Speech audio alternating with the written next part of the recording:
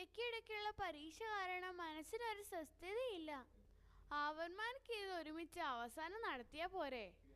Malayalam class ആണെങ്കിൽ ബോറടിച്ചിട്ട് എൻ്റെ അമ്മേ.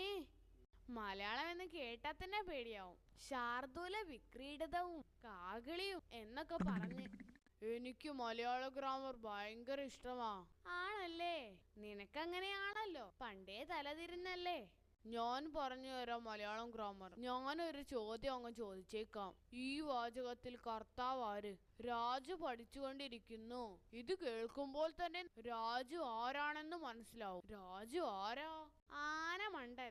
അല്ലാതെ ആരാ പഠിച്ചുകൊണ്ടിരിക്കുക? വെറുതെ അല്ല നിനക്ക് പരീക്ഷയ്ക്ക് ആനമട്ട കിട്ടുന്നത്. നീ വലിയ വർത്താനൊന്നും പറയണ്ട ദീപു. കഴിഞ്ഞ പരീക്ഷയ്ക്ക് നീ എല്ലാത്തിനും പൊട്ടിയല്ലോ.